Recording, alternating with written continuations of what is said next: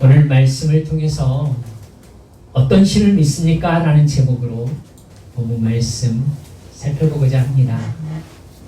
제목이 심각하죠? 어떤 신을 믿습니까? 여러분, 구절을 보면은 자기를 의롭다고 믿고 다른 사람을 멸시하는 자들에게 예수님께서 하신 말씀이다, 이렇게 되어 있습니다. 내용은 이렇습니다. 두 사람이 기도하러 성전에 올라갔습니다. 하나는 바리새인이었고 하나는 세리였습니다. 겉모양과 직업과 신분으로 하면 극적인 차이를 보이는 두 사람입니다. 바리새인은 로마의 지배를 받고 있는 이스라엘 유대인 공동체의 정체성을 지키는 사람입니다. 여러분, 이 부분이 유대인들하고 굉장히 큰 부딪힘이 이제 있거든요. 로마는 다신교 사회입니다. 만신전이라는 만 개의 신을 모셔놓은 전, 만신전이라는 게 있을 정도로 수많은 신들이 있었습니다. 각 신들은 자기 힘의 영역들이 있습니다. 여러분도 알다시피 그리스의 신은 이름만 바뀌었을 뿐 로마의 신들이기도 합니다. 그래서 그리스 로마 신화라고 하죠. 제우스는 로마에서는 주피터라고 합니다. 신들의 왕으로서 지배의 신입니다. 인간을 만들었습니다. 물론 가나안에서는 제우스의 역할을 하는 신이 바알이었습니다. 제우스도 바알도 번개를 쥐고 있는 모습으로 표현되어 있어요. 똑같습니다. 편의상 우리가 알고 있는 그리스 신화의 이름으로 말해본다면 포세이돈은 바다의 신입니다.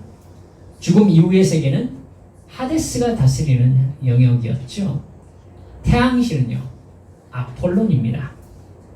사랑과 미의 여신은 아프로디테였고 로마에서는 비너스로 알려져 있습니다. 전쟁과 평화와 지혜의 여신으로는 아테나가 있습니다. 대장장이의 신은 헤파이토스라고 불렸죠. 이렇게 인간의 삶과 연결된 영역을 담당하는 신들이 다 따로 있습니다. 당연히 항해자들은 바다의 신 포세이돈에게 제사를 드릴 것입니다. 이게 세계 모든 신 개념의 기본입니다. 우리나라의 샤머니즘이나 토테미즘도 다신교입니다. 각 귀신이 담당하고 있는 영역이 다 따로 정해져 있습니다. 부엌에서는 부엌을 담당하는 신이 따로 있습니다. 갑자기 바다를 담당하는 신에서 부엌을 담당하는 신으로 너무나 이렇게 좁혀졌네요. 화장실에는 화장실 신이 따로 있었습니다. 뿐만 아니라 장독대 신도 따로 있었습니다. 그래서 여러분 경험하셨습니까? 정월 대보름에는 집안의 곳곳에 각 신들을 위한 제물, 먹을 것들이 따로 놓여져 있었습니다. 심지어 집에 들어가는 대돌 위에도 음식이 놓여져 있었던 것을 제가 기억하고 있습니다. 신발의 신인가? 마루의 신인가? 여러분, 이런 다신교 신관을 가지고 있는 로마의 문화가 이스라엘의 당시의 파도처럼 밀려오고 있었던 겁니다. 그때 이스라엘의 구약 율법을 지키고 가르치면서 유대인의 정체성을 유지하고 있는 사람이 바리새인들, 제사장들, 서기관들이었던 겁니다. 유대인들의 존경을 받는 지위에 있었고 따라서 경제적으로도 부유한 편이었습니다. 근데 세리는 이스라엘을 침략한 로마가 세금 저항을 적게 받으면서 세금을 걷게 하기 위해서 현지인으로 세무 공무원을 뽑을 때 뽑혔던 사람들입니다. 유대인들이죠. 그들은 동족에게 세금을 걷어서 할당된 만큼 로마에 바치고 자기 몫을 떼어서 살았습니다. 로마는 정해진 만큼만 세금이 들어오면 세금을 얼마를 걷든 상관하지 않았습니다. 그렇기 때문에 세리들은 로마의 공권력을 사용해서 마음껏 세금을 걷고 할당량만 낸 후에 부유하게 살았습니다. 그야말로 매국노였던 것이죠. 유대 사회에서는 공인된 죄인이었습니다. 이 두 사람이 성전에서 동시에 기도하고 있는 겁니다. 정말 극단적인 상황인 거죠.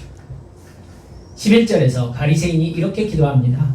하나님이여, 나는 다른 사람들 곧 토색 불의 간음을 하는 자들과 같지 아니하고 이 세리와도 같지 않음을 감사하나이다. 나는 일에 2번씩 금식하고 또 소득의 11조를 드리나이다. 13절에서 세리는 멀리 서서 감히 눈을 들어 하늘을 쳐다보지도 못하고 가슴을 치면서 하나님이여 불쌍히 여기소서, 나는 죄인으로소이다, 이렇게 말했다는 겁니다. 이 두 사람에 대한 예수님, 성자 하나님의 평가는 14절에 나옵니다. 바리새인이 아니고 이 사람이 의롭다 하심을 받고 그의 집으로 내려갔느니라. 여러분, 처음 바리새인에 대한 얘기를 하시기 전에 예수님께서는 자기를 의롭다고 믿고 다른 사람을 멸시하는 사람들의 샘플로 말씀하셨습니다. 여러분, 자기가 의롭다고 스스로 믿고 있는 사람인 거예요. 근데 결국 그는 의로운 사람이 아니라는 결정이 내려졌습니다. 의로운 사람이 아니면 뭐겠어요? 적당한 사람? 아니죠. 의인이 아니면 죄인일 뿐입니다. 그런데 세리는 오히려 죄가 없다는 처벌을 받았습니다. 의롭다는 건 심각한 내용이에요. 의인이 죄가 없는 사람이니까 의롭지 않은 사람은 죄인인 겁니다. 죄인은 그거에 대한 형벌이 있습니다. 즉 죄인은 구원받지 못한 사람을 말씀하는 내용이죠. 여러분, 성경을 읽으시니까 바리새인들이 성경에서 부정적으로 언급된다는 것을 여러분 알고 계실 것입니다. 그렇다면 왜 이 사람은 지위와 돈과 영향력을 가졌으면서도 그런 평가를 받게 되었을까요? 이 사람의 영적인 상태가 어떤 사람이기에 예수님은 지속적으로 구원받지 못한 사람의 샘플로 바리새인을 언급하고 계시는 걸까요? 이 사람이 그렇게 많은 죄를 지었을까요? 예수님은 이 사람의 태도를 보시고서 구원받지 못한 사람이라고 할 것 같은 그런 태도를 지금 찾아내셨다는 얘기인데, 분명히 겉으로는 유대인의 모범입니다. 하나님의 사명을 받은 사람입니다. 삶 자체가 종교적인, 그러니까 목회자와 같은 사람이라고 할 수 있는 사람이 바리새인입니다. 아무리 적어도 신앙이 정말 좋은 사람이라고 평가받는 사람일 텐데 성전에서 한 말이 이 정도로 잘못이었을까요? 그럼 예수님이 이 사람을 보시는 관점으로 나를 바라보신다면 나는 어떤 모습으로 보일까요? 그래서 결국 예수님은 나를 죄인이라고 하실까요? 의롭다 하심을 받았다라고 말씀하실까요? 이게 간단하게 그냥 넘어갈 말씀이 아닙니다. 그 실마리가 바로 이 사람이 하는 말에 있습니다. 11절을 보면 이 사람은 자기가 남의 것을 빼앗거나 불의하거나 간음하는 죄를 짓지 않았다라고 말하는 게 아니에요, 여러분. 정확히 살펴보면 남의 것을 빼앗는 사람이나 불의한 사람이나 간음하는 사람과 같은 다른 사람과 나는 같지 않습니다. 이렇게 얘기했어요. 그러면 이 사람에게 다른 사람은 어떤 사람이 되는 거죠?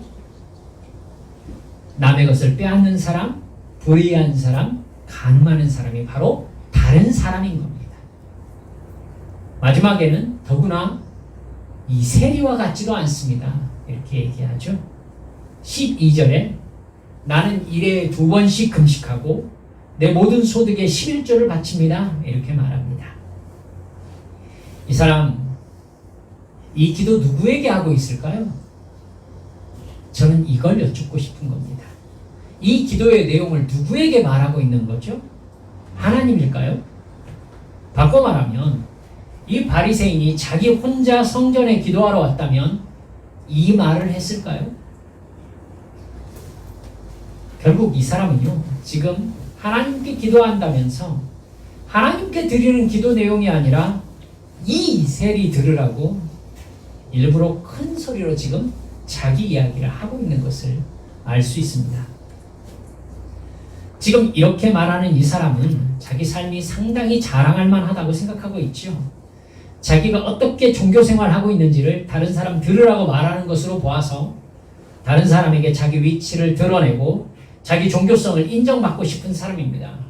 여러분, 놀랍게도요, 다른 모든 사람들을 자기보다 의롭지 못한 죄인으로 여기고 있으면서 그 대상인 죄인들에게 자기는 의도로 인정받고자 하는 욕망을 가진 사람인 겁니다. 그런 마음을 가지고 있기 때문에 그는 서슴없이 다른 사람들에게 너는 죄인이다 라고 정죄하는 태도를 가지고 있는 겁니다. 그래서 처음 구절에 자기를 의롭다고 믿고 다른 사람을 멸시하는 사람의 샘플로 언급되어 있는 것입니다. 이 사람의 태도에는 하나님이 자기 편이고 자기를 높여주고 자기에게 복을 주신다는 확신이 넘치고 있습니다. 여러분, 이런 태도가 자기가 만나는 신, 자기가 바라는 신을 만나서 자기가 바라는 복을 받았다고 간증하는 사람의 마음이라는 것을 잊지 않으셨으면 좋겠다 싶습니다. 여러분, 하나님과 하나님의 자녀 사이에 지켜야 될 계명이 있다고 생각해 봅시다. 그것이 그 계명을 지킴으로 하나님의 자녀가 된다는 뜻입니까? 이건 깊이 여러분이 생각하셔야 되겠기에 제가 한 번 더 질문 드려볼게요. 하나님과 하나님의 자녀 사이에 지켜야 될 계명이 있다면 그 계명을 지킴으로 하나님의 자녀가 된다는 것일까요? 이스라엘 민족에게 하나님께서 율법을 주시면서 지키라고 하신 것은 율법을 지킴으로써 하나님의 민족이 된다는 뜻인가요? 아니죠. 우리가 이것을 오해하면 큰 착각을 불러일으키게 됩니다. 율법은 이미 하나님의 구원을 경험한 하나님의 민족에게 주어진 것입니다. 하나님의 능력은 이집트에 내린 10가지 재앙과 홍해가 갈라지는 기적들을 통해서 이스라엘 민족에게 충분히 증명되었습니다. 그 기적들은 너희들은 하나님께서 택하신 하나님의 민족이다 라는 의미입니다. 그렇게 하나님의 민족으로 택함을 받은 이스라엘 민족은 그들의 삶에서 하나님께 구원을 받아 하나님을 사랑하고 하나님을 경배하는 것이 당연한 사람들이었습니다. 그래서 하나님께서 하나님을 사랑하고 경배하는 방법으로서 주신 것이 율법인 겁니다. 여러분, 내 자녀가 나와의 관계에서 지켜야 될 것을 지키면서 사는 것은 내 자녀가 되기 위해서입니까? 아니죠. 제가 같은 질문 계속 드리고 있어요. 내 자녀이기 때문에 사실 나와의 관계에서 지켜야 될 걸 지키면서 사는 것입니다. 다시 말하면 아무나 내가 좋아하는 행동을 하면서 내가 바라는 행동을 한다고 나의 자녀가 되는 건 아닙니다. 엄밀히 말하면 하나님이 하라고 말씀하신 모든 계명들은 하나님과의 관계에 대한 계명이기 때문에 하나님의 자녀가 아니면 행할 수도 없습니다. 사실 하나님의 자녀가 아닌 사람들이 정말 하나님을 경배하며 하나님을 사랑하는 마음으로 기도할 수 있겠습니까? 구원받지 못한 사람들이 정말 영과 진리로 성령의 지배와 말씀 안에서의 삶으로 하나님께 예배드릴 수 있을까요? 안 됩니다. 수학을 전혀 모르는 학생이 근해 공식을 이용해서 문제를 어떻게 풀어요? 미분 적분을 어떻게 할 수 있어요? 여러분, 흉내도 낼 수 없습니다. 진짜 예수님을 믿고 성령 충만함을 받아서 하나님께 예배하고 그 말씀에 순종하는 구원받은 사람들은 여러분 삶의 패러다임이 바뀐 사람들입니다. 즉 하나님의 자녀로 자기 정체성이 바뀐 사람들이에요. 생각의 구조가 바뀌었습니다. 생각하는 방식이 바뀐 거죠. 이전에는 여러분 경제적인 이득을 위해서 살았습니다. 사람들에게 인정받아서 내 영향력을 확대하는 게 삶의 목적입니다. 그것을 위해서 권력 다툼도 하고 모함도 하고 욕도 하고 질투도 하고 속이기도 하면서 살았습니다.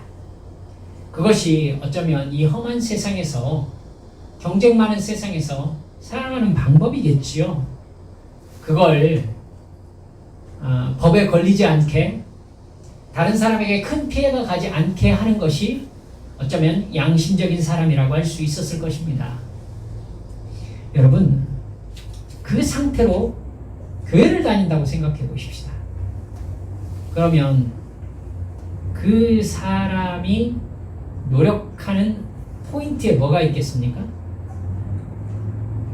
어떻게 하면 죄가 되지 않을 수 있는가의 포인트가 있을 것입니다. 어떻게 하면 죄가 되지 않을까? 그러나 여러분, 예수를 믿고 구원받아서 성령의 인도하심을 따라 살아가는 사람은 나를 사랑하는 것이 아니라 하나님을 사랑합니다. 어떻게 하면 죄가 되지 않을까에 관심이 있는 게 아니라 어떻게 하면 하나님을 기쁘시게 할까에 관심이 있습니다. 여러분, 이건 완전히 달라요. 굳이 다른 사람과 불편한 이야기 잘 안 하던 사람이 다른 사람에게 구원의 소식을 이야기하기 시작합니다. 분위기 뻘쭘할 줄 알면서도 굳이 믿음 이야기를 꺼내고 신앙 이야기를 꺼냅니다. 오지랖쟁이가 되는 것이죠. 교회가 해야 될 사명에 깊이 생각합니다. 그리고 교회를 위해 기도합니다. 하나님의 말씀으로서 성경을 읽습니다. 시간을 정해서 기도합니다. 나 스스로는 죄와 싸워서 이길 수 없다는 것을 많이 경험했다는 걸 기억하고 있기에 최선을 다해서 예배 참석하면서 성령의 충만함 속에 살려고 노력합니다. 성령의 감동하심을 따라 보이는 상황 이면의 영적 상황을 분별하는 능력이 시간이 갈수록 깊어갑니다. 여러분, 생각의 구조가 바뀌었기 때문이지요. 이것이 구원받은 사람이고 이것이 성령 충만한 사람이고 이것이 거듭난 사람의 영적인 생활입니다. 그러나 그렇지 않은 사람은 거듭나지 못한 옛사람의 모습 그대로 교회에 다닙니다. 종교 하나씩은 가지고 있으면 마음의 편안함을 위해서 좋다고 생각합니다. 그리고 분위기 따라서 회개도 하면 착한 마음도 갖게 되는 것 같아서 종교적 평온을 얻기도 합니다. 다른 교회에서 교회에 와가지고는 저를 만나서 이렇게 대화를 하면은 교회 왜 나오시나요? 왜 교회에 오셨어요? 뭐라고 물어보면 마음의 평화를 얻기 위해서 왔다는 사람이 정말 많습니다. 여러분, 그 정도의 종교 생활을 하는 사람이 교회에서 만나고자 하는 신이 어떤 신이겠습니까? 그분이 마음의 평안이 왜 없겠습니까? 여러분, 제가 시간이 갈수록 마음이 좀 강팍해지는지 모르겠습니다만 저는 기생충의 내용이 너무나, 영화 보셨는지 모르겠습니다만 너무나 마음에 깊이 박혀가지고는 여러모로 생각이 날 때가 있습니다. 여러분, 그 주인공이 이제 자기 주인 집에서, 그러니까 자기 상전의 집에 들어가가지고는 이제 휴가 갔을 때 들어가서 상전의 집을 털어먹지 않습니까? 그러면서 제가 운전기사니까요. 참 사람들이 자기 사장님이 참 착하다 이렇게 얘기를 하잖아요. 부인 충숙이라는 사람이 뭐라고 합니까? 충숙이라는 사람 이름이에요. 이름이. 그러니까 그 사람 운전기사 이름이 누구죠? 기자가 들어가는 건 제가 압니다. 기택인가? 기철인가? 근데 뭐라고 하느냐면요, 돈이 다림이라고 그래요. 사람이 구김이 없다고 이렇게 얘기를 하니까 돈이 구김을 쫙 펴준다고 얘기를 합니다. 돈 많은 사람은 다 착하다고 얘기를 하죠. 그게 어떤 면으로 참 가슴 아프게 마음에 찔리더라고요. 예, 삶의 구김을 돈이 펴줘요. 돈이 펴줘. 마음의 평안이, 교회 나오는 참 많은 분들의 마음의 평안이 돈이 없어서 그래요. 돈이 없으셔서. 사랑하는 여러분들, 그 정도의 종교 생활을 하는 사람들이 교회에서 만나고자 하는 신은 물과 성령으로 거듭나지 못한 옛사람이 만나고자 하는 신입니다. 여전히 죄인으로서 나의 경제적 이익을 위해서, 나의 더 높은 지위를 위해서, 내가 감당할 수 없는 어려움이 생기지 않게 해줄 신을 필요로 하는 것입니다. 하나님의 사랑은 영생, 즉 끝까지 구원받는 일에 집중되어 있는데, 그 사람이 생각한 하나님의 사랑은 나에게 돈을 주고 내 영향력을 높여주고, 다른 사람은 어려움을 당해도 나는 건강하고 어려운 일도 없게 해주시는 신입니다. 실제로 자기가 돈을 벌고 출세를 하고 건강하고 세상의 즐거움을 누리게 된다면 이 사람은 하나님이 자기를 사랑한다고 생각합니다. 종교적인 자부심이 생기지요. 그 사람은 그 권력욕을 그대로 종교적인 영역으로도 가지고 옵니다. 그래서 교회에서 자기가 다른 사람보다 더 축복받은 사람이라는 것을 보여주고 싶어 합니다. 그래서 어서 첫눈이 내리길 기다리면서 모피 옷을 이렇게 만지작거립니다. 이걸 입고 교회에 나가야 하는데 기다립니다. 사랑하는 여러분들, 그렇게 자기의 부함과 자기의 잘나감을 자랑하면서 하나님이 자기 편이라고 드러내고 싶은 거죠. 다른 믿음 없는 사람과 달리 나는 믿음이 있어서 이렇게 했더니 하나님이 나에게 이런 복을 주셨다고 자랑하고 싶어 합니다. 종교적으로 인정받고자 하는 권력욕을 충족시키는 것이죠. 사랑하는 여러분들, 이 사람이 하나님을 바라보고 있습니까? 아닙니다. 사람을 바라보고 있습니다. 비교와 우월감을 가지고 있지요. 딱 누구입니까?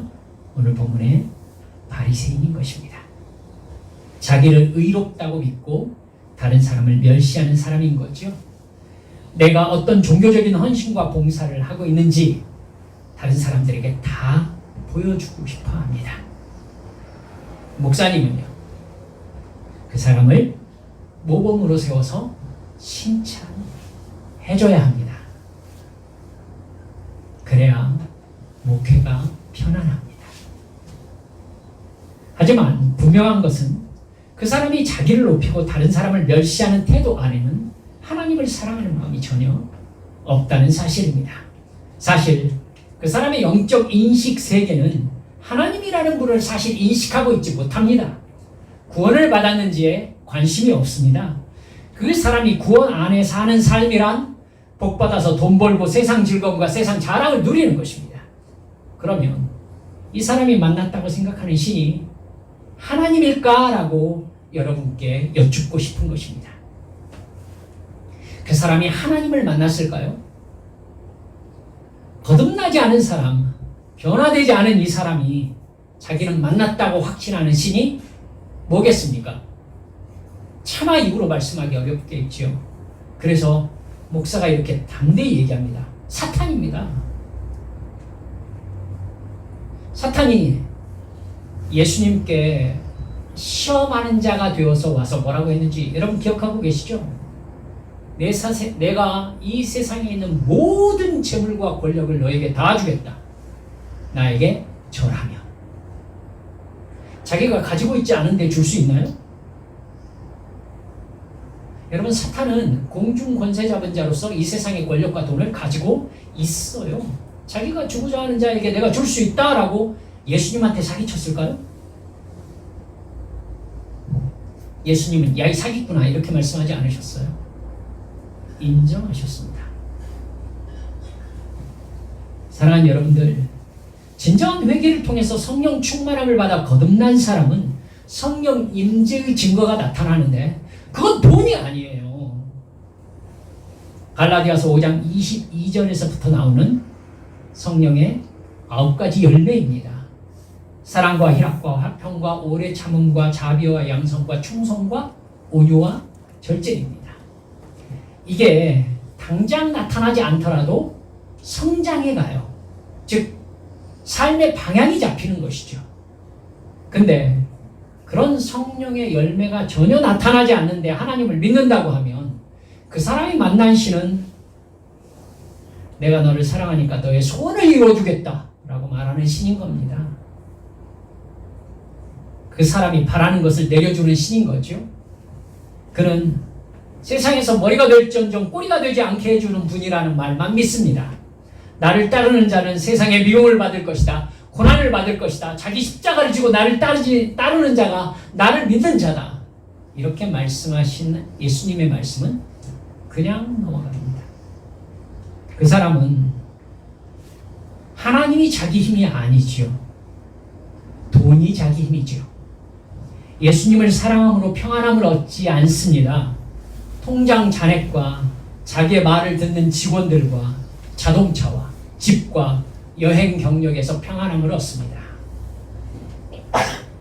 그 사람의 기쁨은 하나님이 아니라 세상이지요. 맛있는 음식이 기쁨인 겁니다. 그 사람이 만난 신이 하나님이 맞습니까? 그 사람을 돕는 분이 하나님이십니까? 분명히 그 사람은 오늘 본문에 바리새인처럼 사는 사람입니다. 사랑하는 여러분들, 예수님의 십자가 대속의 죽음과 부활을 믿지 않는 채 찾는 신이나 하나님은 누가 뭐래도 하나님일 수가 없습니다. 거듭나지 않았는데도, 거듭난 증거가 없는데도, 성령께서 그 사람의 삶을 이끌어가고 계신 증거가 안 나타나는데도 만났다는 신, 하나님일 수 없습니다. 거듭나지 않은 채 내가 바라는 신을 찾으면 반드시 사탄이 찾아옵니다. 다시요. 거듭나지 않은 채 자기가 바라는 신을 찾으면 반드시 사탄이 찾아옵니다. 회개 없이 신의 도우심을 구하면 반드시 사탄이 그를 도우러 옵니다. 제가 너무 심하게 말합니까? 경험했으니까 말씀드리는 거예요. 회개하지 않고 성령 충만하지 않고 나를 도와줄 신을 향해서 기도하면 사탄이 찾아옵니다. 그리고 그 사람은 오늘 본문의 바리새인처럼 됩니다. 예수님이 바리새인들에게 뭐라고 하셨는지 아시죠? 너희들의 아비는 사탄이라고 하셨습니다. 진정한 신이신 하나님은 인간에게 영생을 주시기 위해서 인간을 만나시고 자기를 계시하셨습니다. 여러분, 인간은 그런 신을 사랑할 수가 없어요. 다시, 영생을 주시는 하나님을 인간은 바라지 않아요. 사랑하지 않습니다. 성령으로 거듭나지 않으면 인간 본성상 하나님을 인식하거나 사랑할 수가 없어요. 그렇기 때문에 출애굽 세대는 가나안으로 들어가서 여호와 하나님이 아니라 제우스의 전례가 되었던 바알신을 찾았던 것입니다. 종교를 가지고 싶었어요. 내 소원을 말씀드려서 나의 바라는 것을 이루어주는 신을 갖고 싶었다고요. 여호와 하나님이 그런 신이 아닌 걸 알고 있으니까. 여러분, 그래서 그들이 정말 하나님을 찾았습니까? 하나님을 만났습니까? 사랑하는 여러분들, 그래서 우리 자신을 비추어 보자는 것입니다. 우리는 정말 예수 그리스도를 만났습니까? 예수 그리스도를 믿습니까? 성령 충만함을 받으셨습니까? 증거는 무엇입니까? 성령 충만해서 영원한 천국을 바라보고 있습니까? 하나님과 이웃을 사랑하는 예수님의 계명을 지키면서 온전한 마음으로 예배드리고 시로대로 시간을 정해서 하나님께 기도하면서 나의 인생의 목적이 예수님께서 주신 말씀에 순종하는 데 맞춰져 있습니까? 여러분, 그런 사람은 절대 오늘의 바리새인처럼 될 수 없습니다. 그래서 예수님께서 오늘의 바리새인이 의롭다 하심을 얻지 못했다라고 말씀하고 계시는 겁니다. 죄사함이 의로움이기 때문에 여전히 죄인이라는 것은 하나님과 관계없는 사람이라는 뜻입니다. 사랑하는 여러분들, 그래서 여러분들께 이래 말씀드리고 설교의 결론을 삼으려 합니다. 주님, 저도 거듭난 증거를 내게 허락해 주소서. 내게 성령 충만함을 베풀어 주소서. 바리새인처럼 제 마음에 교만이 생기거든 차라리 세리같이 살게 해주옵소서. 회개가 그렇게 중요해요. 여러분, 우리 사랑하는 한빛의 가족들은 시간이 지날수록 예수님을 사랑할수록 내가 얼마나 더럽고 추한 죄인인가를 더 깊이 깨달아가. 그래서 세월 지나갈수록 의지할 것뿐입니다. 주께 말씀드리며 영으로 깨어 계시는 우리 믿음의 성도 모두 되어주시기를 주 예수님의 이름으로 축원합니다. 이 시간 함께 기도합시다. 사랑하는 여러분들, 세리를 보세요. 가슴을 치면서 하나님이여 불쌍히 여기소서. 나는 죄인이로소이다. 우리의 기도잖아요. 얼마나 우리가 죄인입니까? 우리도 가슴을 치며 주여 나를 불쌍히 여겨주소서, 구원해 주소서 소리쳐야 되는 사람 아닙니까? 여러분, 이 시간 다른 기도하지 마시고 주님, 저에게 성령 충만하게 해주시옵소서. 이 시간 함께 통성으로 기도하시겠습니다.